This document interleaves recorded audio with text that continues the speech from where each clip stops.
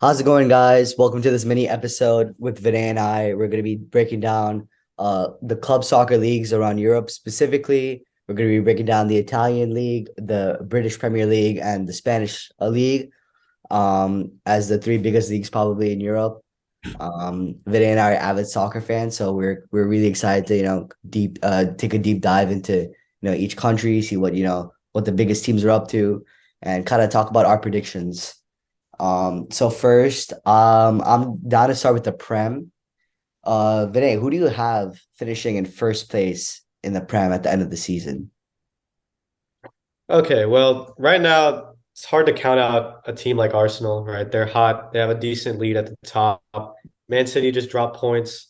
So right now would be a great time to pick Arsenal if you're an Arsenal fan, if you're supporting them to make the number one spot. But I'm going to call Man City, as much as I'm a Man United fan, I do think that just Man City have the depth on their roster to survive the tougher stretches of the season. I think that Arsenal are due for a little bit of a slump. We see their schedule sort of pick up. And I'm interested to see how they stack up against some of the tougher opposition. I think City will fare better against tough opposition. And honestly, I think their kryptonite has just been, you know, kind of taking games off in the sense that we saw them draw recently. And yeah, I think that when it comes to the high stakes games, I trust City more than I trust Arsenal right now. Even though Arsenal's in a great run of form, my pick is City. It's funny. I actually have Arsenal as the first place team, and I was thinking about it earlier today, and I think this pick was probably one of the more tougher ones because you never place doubt on Pep Guardiola and Manchester City. They're definitely going to be spending a lot of money in the January transfer window, to bring in players to survive the rest of the season. But I just think that the predecessor Mikel Arteta is just gonna kind of school the mentor. Also, ESPN tweeted out today, never has a Premier League club with as many points as Arsenal, who have 43 at this point, at this stage of the season, not won the league. So, with their success, it's never, been done that they have fumbled the bag. So I'm just hedging my bets on Arsenal not fumbling the bag. And honestly, I just want to see someone else besides City and Liverpool win the league. So I'm honestly, happy to have Arsenal win. Um, I'm happy to have Arsenal win, and I don't think I don't think Manchester City will be able to catch them. Yeah, yeah, definitely. I'm with you in terms of wanting to see someone else besides City or Liverpool win the title. But if I had to put money on it, if I had to stake my reputation, I just find it hard to stake my reputation on a team like Arsenal. We've seen what they've had this season. It's special. It's not like in the past where they've been known to crumble. But the championship pedigree of Man City combined with the fact that Arsenal and Newcastle, a game coming up in the Emirates on January 3rd. This is a huge game, and I actually have Arsenal dropping this game to a hot Newcastle side. I think that'll start to kind of calm down their momentum a little bit, and they won't be as streaky going into the later parts of the season. And so, yeah, that's kind of my. I don't know. It's a gut feeling that Arsenal are just kind of unproven, and City have championship pedigree. That's why I take No, City. that makes Yeah. sense. That makes sense. I think we can kind of agree to disagree about the top two, but the top two is for sure Arsenal, Manchester City between us. Now, to kind of figure out the rest of the Champions League places and the rest of the European places in the Premier League, I actually have Manchester United finishing third, Tottenham fourth, Newcastle fifth, and Chelsea sixth. What about you? Okay, yeah. I agree with the Man United at third. I am a Man United fan, but at the end of the day, you can't deny that Ten Hag has his team playing really, really solid ball. Marcus Rashford's on a tear right now. And yeah, they've just been tough to beat and grinding out some wins. I'm looking for them to have a strong end to the season, finish with a solid third place. Newcastle United, I have them at fourth. I just think that they're in really good form right now. January transfer window, look for some marquee signings there with kind of the influx of resources that they're about to take on. I think that they'll have, a decent amount of momentum going into next season. And I just like them right now over a team like Tottenham, who have just dropped games, looked really, really, really bad. I mean, got thoroughly outplayed last time out in the loss. And, Antonio Conte has some work to do to figure out, where the squad is strengths and weaknesses are. Um, I don't think in year one he's going to make Champions League football, which is it's tough to bet against Conte, but just the eyeball test on the way Tottenham are playing, as opposed to Newcastle, just really exciting ball. And yeah, so I have Newcastle at 4, Tottenham at 5. I'll have them just missing out, and I actually have Liverpool finishing at 6th. They're currently sitting at 6 right now. I don't really see them getting that much worse. I know they just lost to Brentford. I know Brentford looked tough. I don't see them having a worse finish than 6, but I also have a difficult time putting them higher than 6 right now. So where they're sitting right now seems like a pretty good area for me to put them in the at the end of the season at 6. Yeah, I mean, I really did like your point about Newcastle, how, they're playing, amazing, amazing games. And the Newcastle versus Arsenal game will be a really interesting one to kind of see if Arsenal could, maintain, their title run, or can, Newcastle be, like a hidden, like a hidden, contender for the title, or to maintain their top four. An interesting thing about, what the Liverpool Chelsea battle we have for sixth place is that, I just like don't see like Liverpool like playing well. Like if for a side like Brentford, like this should be like an easy game for the likes of Liverpool, who have stars like Salah, Darwin Nunez, who missed like an open goal. Um, so for me, while they may be solid defensively, I just like don't see them producing much on the attacking front. Um, Also, it's Klopp's seventh year, and you already know, and when he managed Borussia Dortmund, his seventh year was one of the worst he's had. And this is his seventh year, so this is the seventh year curse. And I think for Chelsea, with Graham Potter, making kind of establishing himself as the coach with their new owners, kind of pick up the pieces from Thomas Tuchel's pretty terrible start to the season.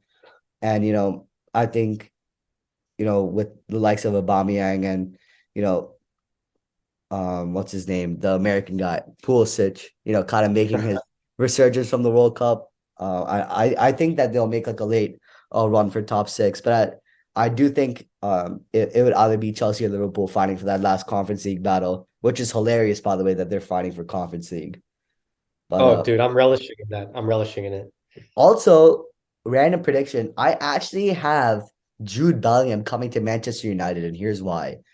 I think that Jude Bellingham will join because of Cody Gakpo joining Liverpool. I think if y'all did sign Gakpo, Jude would have just been like, all right, like they already have their starting midfielder to build around, and now I'm just gonna be just like sitting on the reserves or sitting on the bench or not getting as much attention as this guy. So I think now this leaves the door open for Ten Hag to recruit this guy and bring him over, and I think this will help y'all tremendously, with like Anthony on the wing, Jude in the middle, Fernandez playing in front of him, and then Rashford. I think y'all will be an amazingly solid team to solidify that third place, even make a push for second. Oh yeah, yeah. That's definitely an exciting prospect for me. Right now, the only team that concerns me in the Jude race is a team like Real Madrid.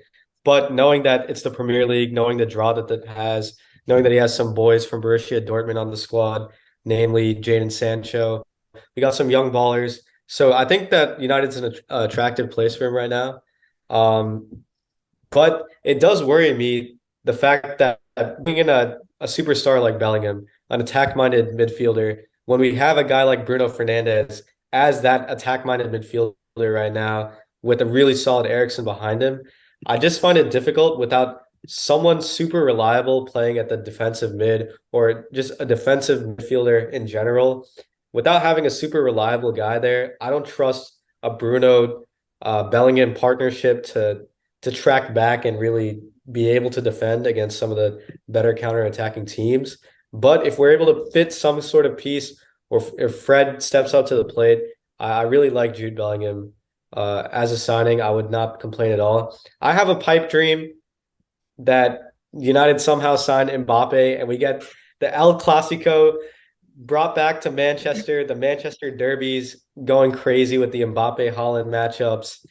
That's my pipe dream, and of course we'll never be able to afford Mbappe if we blow money on Bellingham, but that's just a pipe dream of mine. You kind of opened up the floodgates by bringing up Bellingham to United. Got my mind racing. That's kind of where my mind's at as a United fan. Obviously, wishful thinking, obviously, a little bit of delusion. But yeah, I do like the trajectory. I think a third place finish is definitely plausible for us, with or without Bellingham for sure. But well, if I think that kind of wraps up my predictions for the Prem. If that's the same for you, we can move on to my favorite league, the Serie A Italian league, which I think honestly is the most competitive in Europe right now, in my opinion. I think, it has the best players, the best games. That could just be my bias because I'm a Juventus fan, but I'm very interested to hear what your predictions are as someone who just, is a casual Juventus watcher whenever I'm at the house and just put it on the TV. What are your thoughts as to let's start with the top four. Who do you think is gonna finish in the top four? Yeah, yeah. First off, I'd highly recommend watching Serie ball. It's like you can noticeably see a difference in kind of the tactics and the defending aspect of the game when you watch Serie. Usually the games are pretty cagey, and it's cool to watch that aspect as opposed to the helter-skelter Premier League sort of format. For me, top four, it's just hard to say that any team is going to overtake Napoli for that one spot. The momentum that they've built, not only in the Champions League, but in Serie A, just undefeated right now. Um, you got guys like Kvaratskhelia, breakout star. Hen, I really like him as a striker, want him to come to the Premier League. And they just have an overall great team aspect about him from what I've watched. I've mainly watched them in the Champions League, knocking off a team like Liverpool in a very impressive fashion. They honestly don't look scared of anyone right now, and they have that sort of quiet confidence about them when they play. Just from the eyeball test, I can't count against them right now at this point in the season. At the two spot though, I do have Juventus. It's going to be a tight race.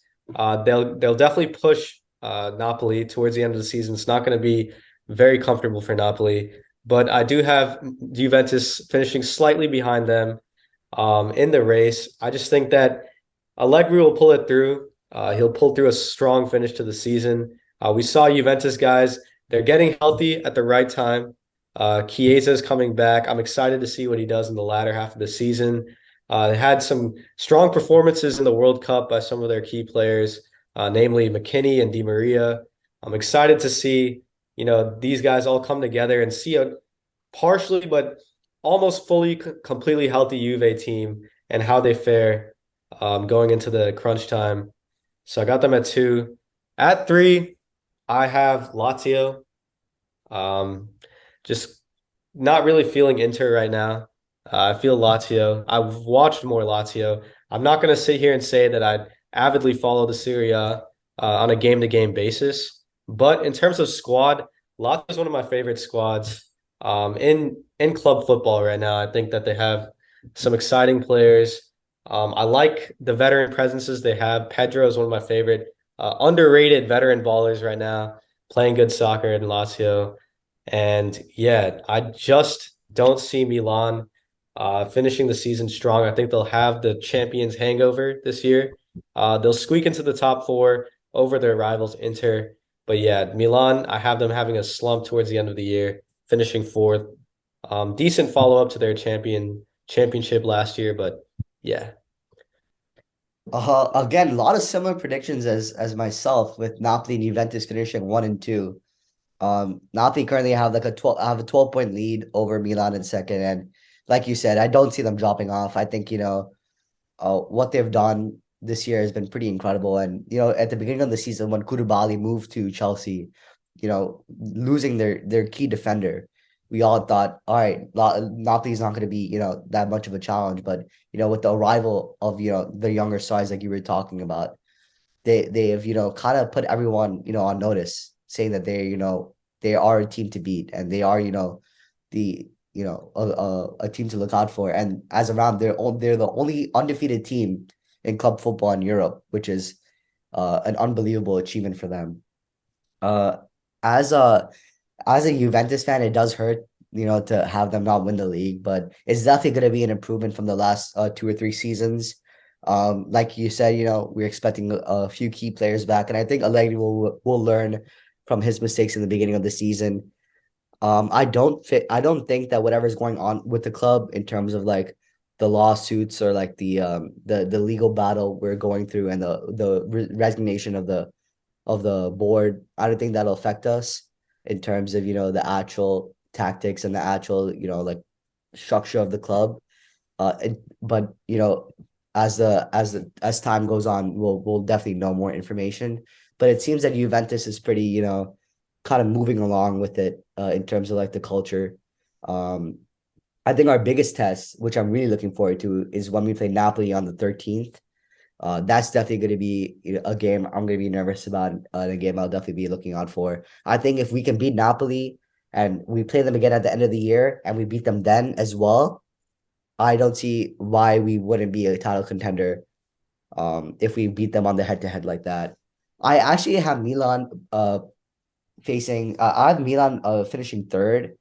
Um I think that they finished third. I think Juventus will beat them in Turin at the end of the season. We do play each other like the second to last match day. We lost to them earlier last year, but there's also some rumors going around with Rafael Leao being a part of a transfer, like a player swap with Jack Grealish and Manchester City. So be on the lookout for that. If that does happen, Manchester City will be getting a baller with Rafael Leao, and Milan will be getting a loser in Jack Grealish.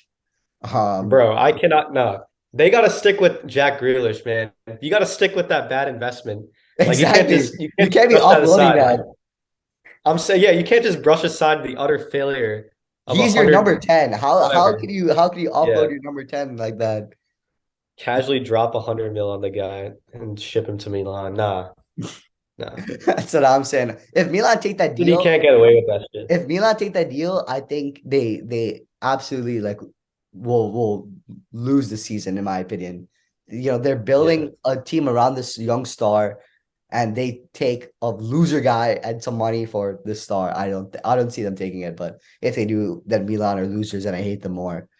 Um, Bro, that'll be hilarious watching Grealish doing his like classic bullshit in the Serie A, man. Like, oh my gosh. Tell me why this guy is like worth 100 mil. I'll never, dude, like, I've just bro, never he like runs that around crazy. so Bernardo Silva, whoever plays on the left wing, could get some rest, or Phil Foden could get some rest. That's his use, which Dude, is so dumb. literally, if you're playing on the same side as Grealish, you're gonna have to be making overlapping runs like every 5 seconds because the guy just sits on the ball, holds it up, and then just offloads it. Like, I don't know.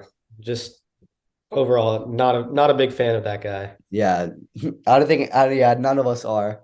But I actually have Roma making a top four finish. I think Jose Mourinho is, I think Jose Mourinho is one of my favorite coaches of all time. Just like, his tactics, obviously like his personality is, one of a kind. And also they're getting a key player in Paulo Dybala back from injury. And I think, with the likes of Pellegrini, they can kind of make a late top four run. Um, like you said, I don't see Inter Milan performing well towards the latter half of the season, so I have them in fifth. And contrary to you, I have Lazio finishing sixth, mainly because of the transfer rumors of Sergei Milinkovic-Savic leaving to join Juventus. That was the biggest rumors before the whole news about the Juventus resignation, the Juventus board resignation. But the rumors are still going strong. And I think it'll be a huge blow for them if they do leave. And I think that's the most likely scenario because I don't see, um, you know, Milinkovic Savic having a lot of success at Lazio. I think he wants that move to a like a top four caliber club, and I think Juventus is the right destination for him. Yeah, yeah, definitely an interesting rumor to bring up because I think that that definitely changes the landscape of my top four if Milinkovic Savic leaves. Personally, I think that in this Lazio team, it's sort of structured around him. He has a lot of freedom at that number six spot, and they do depend on him a lot from the games that I've watched of Lazio. He's a big possession guy, pushes the ball up the field, does a lot for them. Him leaving that club will definitely tank their top four hopes. And I like the point you made about Roma. I have them at six, but Jose Mourinho, you can't count him out. Unfortunately, I just don't think, even with Paulo Dybala, that the squad is anything crazy. I don't like their back line at all. Chris Smalling, been familiar with him. He's a Man United reject. Unfortunately, he's been playing better at Roma than he did at United, but I just don't think that that defense, their attacking talent is exciting to watch, but I don't know. The squad of Roma is just not something that I think is top four caliber. And, six might be harsh for now, but I think that it'll be close, but I don't think top four I is in their I future honestly think this. that Chris Smalling is playing better as a defender than Harry Maguire right now. So I Okay, think but like that's like true of 90% of defenders, man. Like I don't know if you watched the Wolves game, but bro, we brought on Maguire in the last few minutes and only for him to just have absolute fireworks in the back line and like make everyone sweat. Like honestly, I think Ten Hag brings him on just when Man United fans are relaxing, you got to get out of your seats again like in awe of what this guy does. Like such a scary guy to watch, but yeah. Also, real quick before we move on to La Liga, I wouldn't be a Juventus fan without taking the opportunity to absolutely rank on Lautaro Martinez and the absolute dog of a World Cup that he had. I if that form continues, that terrible form that he had continues in the league, I do not see Inter Milan, making the top four, even making European competition. Um, you know, Lukaku has also been super quiet. He's been dealing with his own injuries, and without both of them at like full potential, I don't see them, doing well at all in the league. I let's hope, I don't hope, but let's hope that he can bounce back. But let's for Inter's sake, I guess. But yeah, if he continues like that, there's no shot that they make top four. Yeah, him and Lukaku sort of sort of sad to see where their careers are at right now. Yeah, Lautaro was a young star. Then he moved to Inter, and now look what happened. That's what happens when you move to Inter Milan and you don't come to Juventus. But with that, let's move on to the last league in this video that we'll be covering is La Liga. With a quick preface, I don't know much about this league. I know very little, so my predictions are just based off of watching these clubs, from European competition, reading some news, and just my from my knowledge. So for me, even though Barcelona and Real Madrid are tied at 1 and 2, I think that Real Madrid will in the end finish as champions. I think Barca will finish close second. I think it'll be a two-horse race. I think they'll kind of run away with it in the end, and they'll have a pretty big point gap to number three Atletico, and the last Champions League spot goes to Real Sociedad in my prediction. But what about you, Vinay? What do you think? Yeah, one and two definitely solidified as Barca and Madrid right now. They're both sitting at 9 points clear of third place. I don't see any of them dropping to below the second place position. I also agree with you with Real Madrid having the slight edge over Barca. I think Ancelotti brings a championship pedigree. You got a rested Benzema with a little bit of a chip on his shoulder, having not played in the World Cup. So he'll definitely be hungry. And I actually have Sociedad over Madrid just because of really one player, and that guy is Mikel Oyarzabal. And you guys might be thinking, who is this guy? He's a number 10 for Sociedad. He literally has one of the greatest left foots in FIFA history. I think I've scored more finesse goals with him on FIFA than any other player. If you guys know me, you know that Spain is my team in FIFA. and I always put this guy on the right wing, and he always does some crazy stuff.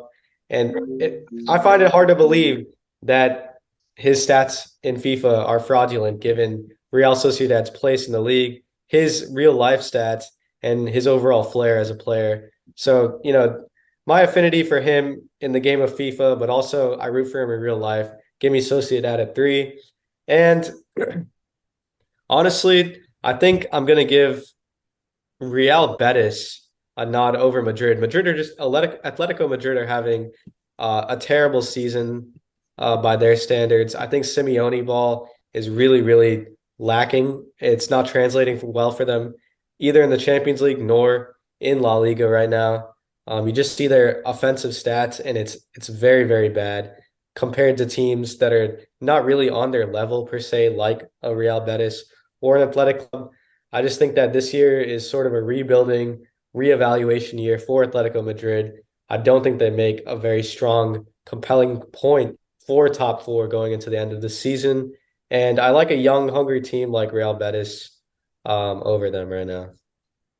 No, that does make sense. And you know, what if what Orzabal can do on FIFA can translate to real life, I definitely, seeing them making a top four run. I do have some faith in Atletico because of Antoine Griezmann and his performances during the World Cup. I think he can, take that good run of form back to club football and kind of apply himself and, apply that to the rest of his team.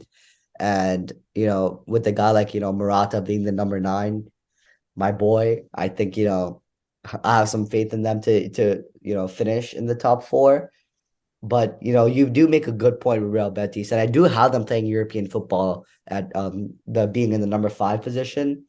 I just don't see them beating any of the teams above them in Barcelona, Real Madrid, and Atletico.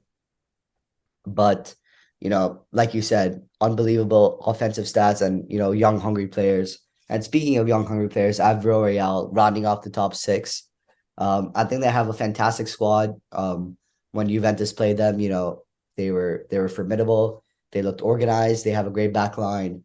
But their biggest test will be on January 7th when they play Real Madrid. I'm going to be looking forward to that game to see if they can hang with the likes of Real Madrid and Barca and the rest of the top clubs in Spain.